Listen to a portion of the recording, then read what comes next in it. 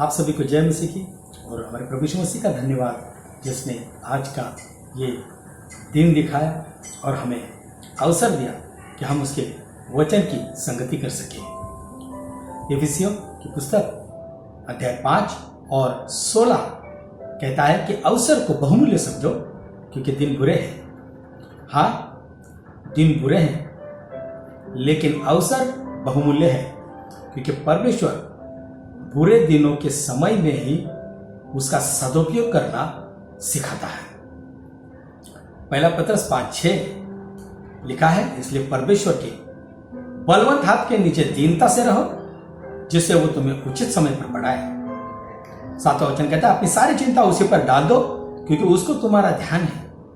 आज के संदेश का वचन यह है, उत्पत्ति की पुस्तक अध्याय 26 और वचन 1।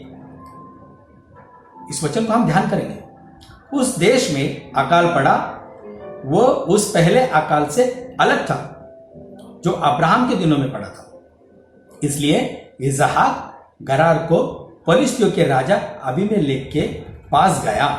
पहली बात, ये अकाल उस अकाल से अलग था और अब्राहम और इसहाक के लिए परमेश्वर की योजनाएं भी अलग थी क्योंकि उत्पत्ति 12:10 के अनुसार अब्राहम अकाल में मिस्र को चला गया, लेकिन उत्पत्ति 26:2 के अनुसार इसहाक को परमेश्वर ने मिस्र में जाने से रोका क्योंकि मिस्र धन संपत्ति से संपन्न देश था। शायद परमेश्वर नहीं चाहता था कि इसहाक मिस्र में जाए। परमेश्वर ने यह चाहा कि इसहाक उसी स्थान पर रहे जहां पर परमेश्वर उसे रखना चाहता है और उसी स्थान पर वो उसके आशीषों को प्राप्त करे। परमेश्वर हमें अपने समय में अपनी योजना में चलाना चाहता है। सुबोपदेशक इसका 3:11 कहता है कि उसने सब कुछ ऐसा बनाया कि अपने अपने समय पर सब सुंदर होता है। आज के संदेश की सुंदरता यह है कि उस देश में अकाल पड़ा, वो उस पहले अकाल से अलग था। आज 2020 वर्ष में जो अकाल इस पृथ्वी के ऊपर पड़ा है वो अकाल उस अकाल से अलग है। ये सिर्फ अनाज भूखमरी या बारिश का अकाल नहीं है। बाहर चौराहे पर मनुष्य का अकाल है, रास्ते पर वाहनों का अकाल है, आसमान में हवाई जहाज का अकाल है, समंदर में पानी के जहाज का अकाल है, रेल की पटरियों पर रेलगाड़ी का अकाल है, मंडपों में शादियों का अकाल है, यहां तक कि कई देशों में लाशों के लिए कब्रों का अकाल है और आने वाले दिनों में आर्थिक संकट का अकाल भी दिखाई दे रहा है। इन सब में सबसे अच्छा समाचार यह है कि आज परमेश्वर के वचनों की इस अकाल में बारिश हो रही है। सोशल मीडिया और प्रसार माध्यम के द्वारा परमेश्वर के वचनों के द्वारा जीवन के जल की नदियां बह निकली हैं। यशायाह की पुस्तक 43 और 19 में लिखा है, देखो मैं एक नई बात करता हूं, हमारे लिए ये अलग है, ये नया है, वो अभी प्रकट होगी। क्या तुम से अनजान रहोगे?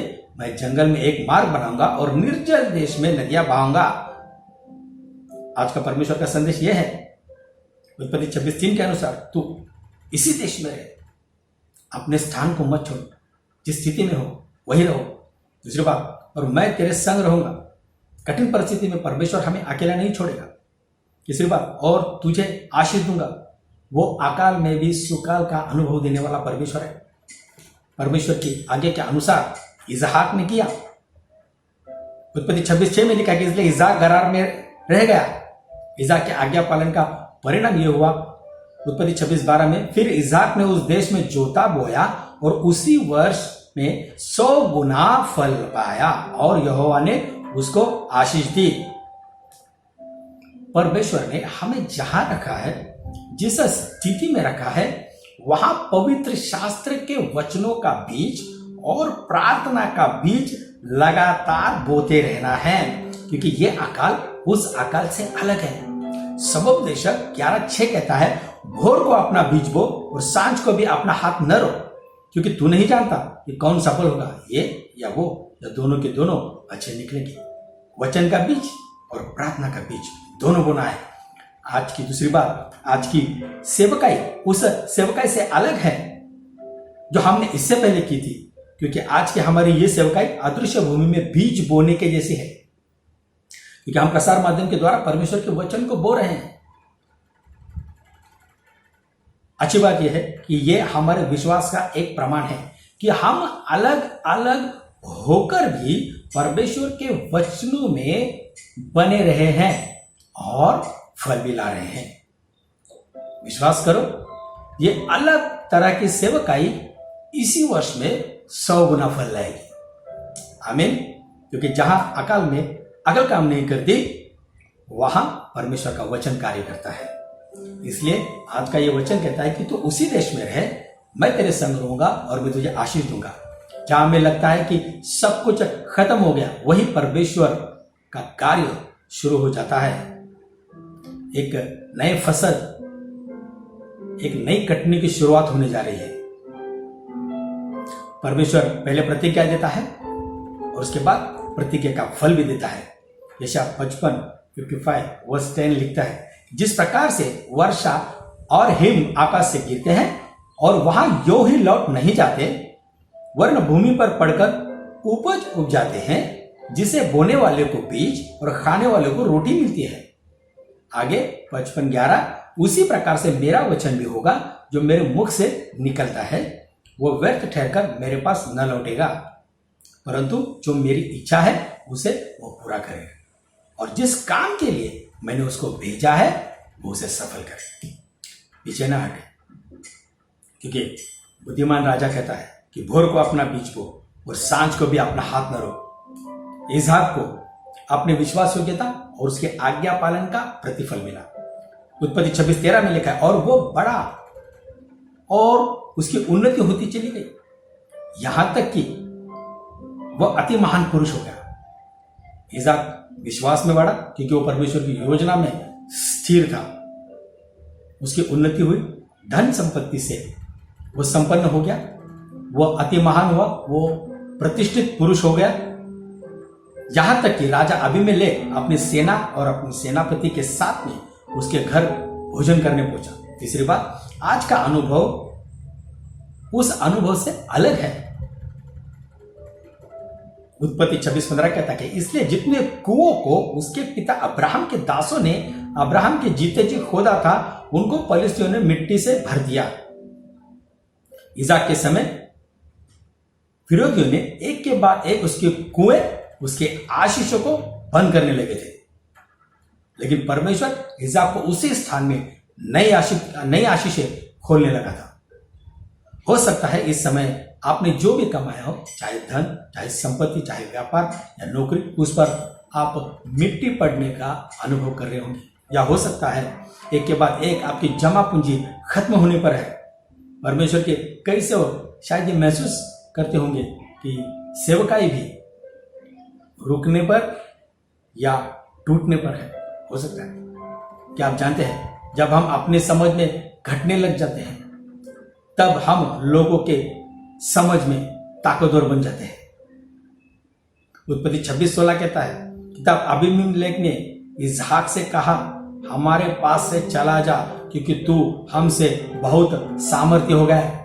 यहां देखा जाए तो इसहाक के कुएं बुझाए जा रहे हैं, उसकी आर्थिक हानि हो रही है, उसके कामों के ऊपर मिट्टी डाली जा रही है, लेकिन राजा अबीमेलेक कहता है, तू हमसे सामर्थ्य हो गया है, क्योंकि हमारा परमेश्वर घटाने वाला नहीं बल्कि बढ़ाने वाला परमेश्वर है। चौथी बात, इसहाक उस स्थिति में बना रहा और आगे बढ़ता रहा। इसहाक ने भारी विरोध और हानि के बाद भी परमेश्वर का दिया हुआ कार्य शुरू रखा, अपने विश्वास में दृढ़ बने रहा। उसका परिणाम उत्पत्ति 26 और 19 में लिखा है कि फिर इसहाक के दासों को घाटी में खोदते खोदते बहते जल का एक सोता मिला। पहले इसहाक ने कठिन समय में फसल काटी और अब उसे बहते जल का सोता मिला। इसहाक वही नहीं रुका, क्योंकि परमेश्वर इसके साथ था। उत्पत्ति 26-25 में लिखा है, तब उसने वहां एक वेदी बनाई और यहोवा से प्रार्थना की और अपना तंबू वहीं खड़ा किया। 26 और 20 उत्पत्ति कहता है, तब उसने वहां से निकलकर एक और कुआं खुदवाया और उसके लिए उन्होंने झगड़ा न किया। इसहाक का कठिन समय खत्म होने लगा, इसलिए उसने उसका नाम यह कहकर रहोबोत रखा। रहोबोत का मतलब होता है चौड़ा स्थान। इसहाक जान गया कि परमेश्वर ने न उसे सिर्फ आशीष दी है, बल्कि उसके स्थान को, उसके तंबू को परमेश्वर ने चौड़ा किया है। आशीषें बंद करने वाली विपत्तियां थक जाएगी, लेकिन आशीष देने वाला परमेश्वर कभी नहीं थकेगा। इसहाक ने आगे कहा, अब तो यहोवा ने हमारे लिए बहुत स्थान दिया है और हम इस देश में फूले फलेंगे। याद रहे 2020 का ये अकाल उस अकाल से अलग है। प्रार्थना और वचन का बीज बोते रहना, क्योंकि ये अकाल हमारे लिए आत्मिक उन्नति, समृद्धि और फल द्रुप होने का और 100 गुना फल लाने का और नई आशीषें प्राप्त करने का सुकाल है। अवसर को बहुमूल्य समझो। दिन बुरे हैं, हाँ दिन बुरे हैं, लेकिन परमेश्वर ने हमें अच्छा अवसर दिया है। इसलिए परमेश्वर के बलवंत हाथ के नीचे दीनता से रहो, जिससे वो तुम्हें उचित समय पर बढ़ाए। ये वही परमेश्वर है जिसने अब्राहम, इसहाक और याकूब को अपने बलवंत हाथों से बढ़ाया। वही अब्राहम, इसहाक और याकूब का परमेश्वर आज हमारे साथ में है। उत्पत्ति 15:1 में लिखा है, वो प्रतिज्ञाओं का परमेश्वर है। इन बातों के पश्चात यहोवा का ये वचन दर्शन में अब्राहम के पास पहुंचा, हे अब्राहम मत डर, तेरी ढाल और तेरा अत्यंत बड़ा प्रतिफल मैं हूं। आज परमेश्वर का वचन दर्शन के रूप में हम तक पहुंचा है और कहता है, इन विपत्तियों से मत डरो, क्योंकि तेरा अत्यंत बड़ा प्रतिफल प्रभु यीशु मसीहा है। Hallelujah, praise the Lord. आइए हम प्रार्थना करें। प्रभु, हम धन्यवाद देते हैं कि इस विपत्तियों के समय में आपने कहा है कि तू जहां है वहां बने रहे। मैं तेरे साथ में रहूंगा और मैं तुझे आशीष दूंगा। खुदा, आप वादों के, वचनों के और प्रतिज्ञा के परमेश्वर हैं। आपके वचन मेरे पिता परमेश्वर, आकाश और पृथ्वी टल जाएगी लेकिन आपके वचन कभी नहीं टलेंगे। आपने इन वचनों के द्वारा हम सभी को आशीषित किया, इसके लिए धन्यवाद देते हैं। सारा आदर, सारी महिमा हम आपको देते हैं प्रभु यीशु मसीह के नाम में, आमीन। Praise the Lord. विश्वास करता हूँ कि इस वचन के द्वारा आपने आशीष पाई होगी। आपसे विनती है कि इस YouTube चैनल को आप कृपया सब्सक्राइब करें।